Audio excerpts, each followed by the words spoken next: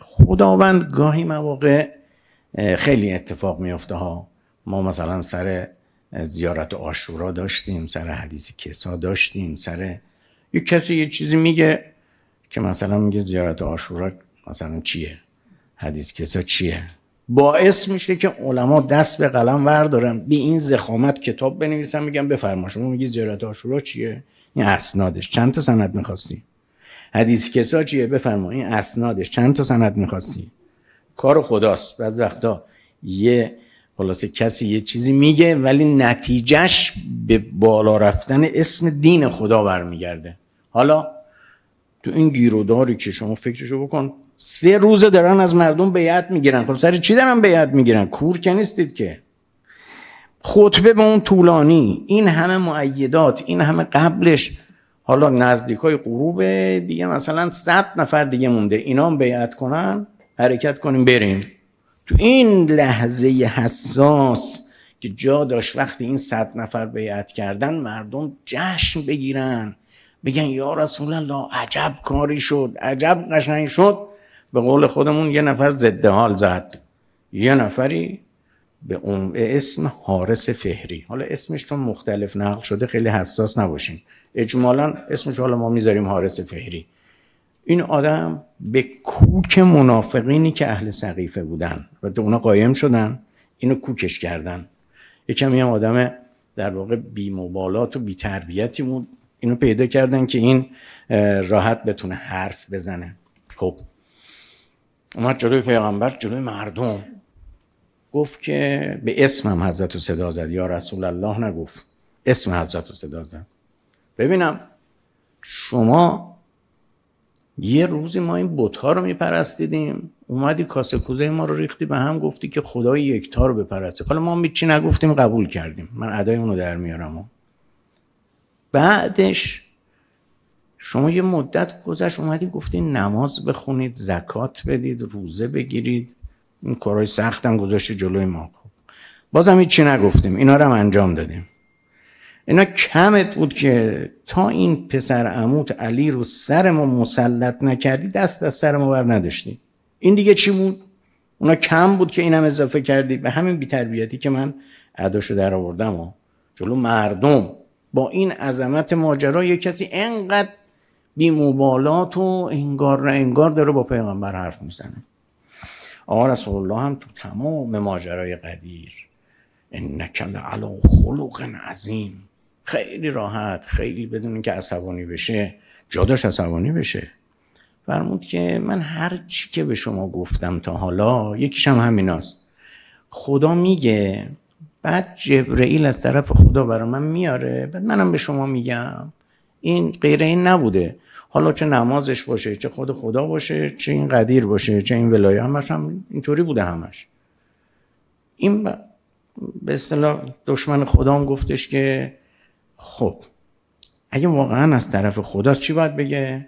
خب دیگه چشم دیگه، شاکریم هر چی شما میگی. اگه خدا گفته واقعا دیگه جای حرف زدن داره؟ نه، این کفرش ریخ بیرون، یعنی سقیفه رو ریخ بیرون ها. گفت که اگه از طرف خدا باشه بگو خدا یه چیزی بزنه تو سر من بمیرم. این آدم جاهلی نفهم به این میگن.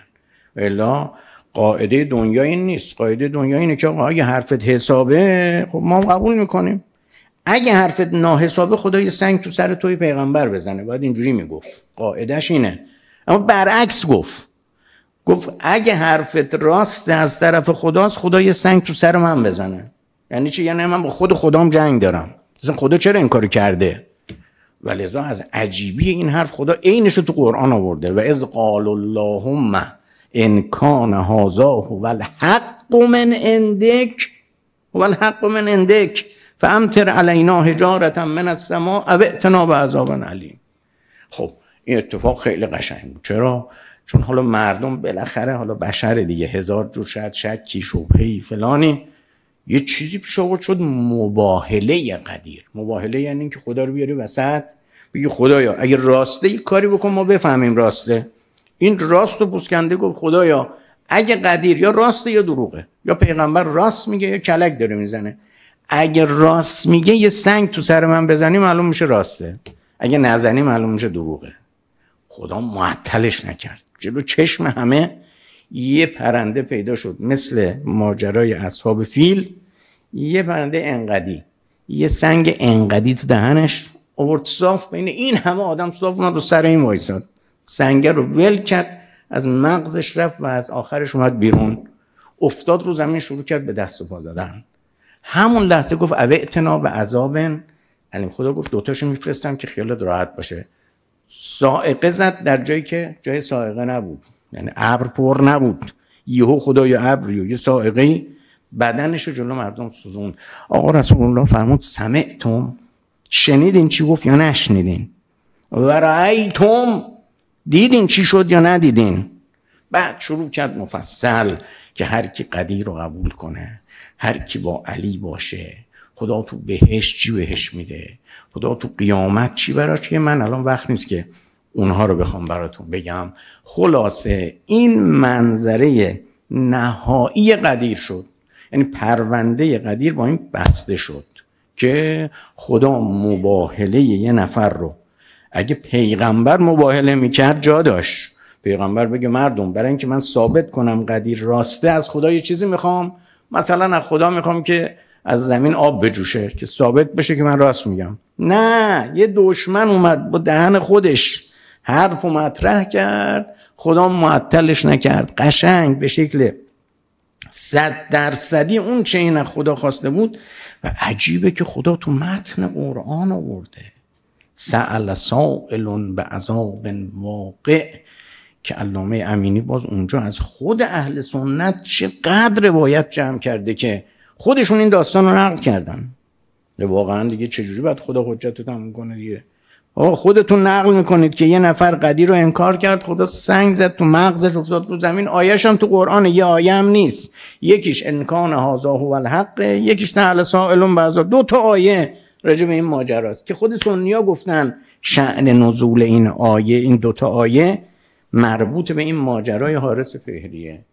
و اینطوری خدا و پیغمبر پشتیبان‌های بعد خطبه قدیر، یعنی یه خطبه میتونست تموم بشه، اینقدر پشتیبان دنبالش چیند که دیگه هیچ اتمام حجتی در طول تاریخ انبیا و تا امروز به این قوت و به این دقت اتفاق نیفتاده. باید هم اینجور باشه، برای اینکه هیچ مطلبی از طرف خدا به مردم به اهمیت امامت 12 امام بعد پیغمبر تا روز قیامت ما نداریم. شما هیچ واجب، چون همه واجبات از لسان مبارک این 12 نفر باید باشه.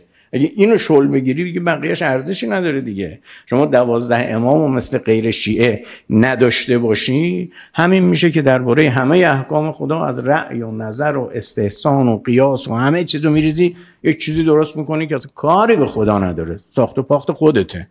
این که بیاد وسط همه چی شکل میگیره، همه چی به خدا منتسب میشه. خب تا اینجا جلسه امشب ما تمام و ما برنامه‌ای که نداریم. پروردگارا ما رو بر قدیر ثابت قدم بفرما. پروردگارا بیزاری از دشمنان قدیر رو در قلب ما محکم بفرما.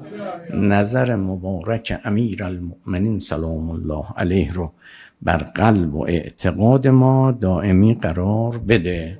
صلوات مرحمت.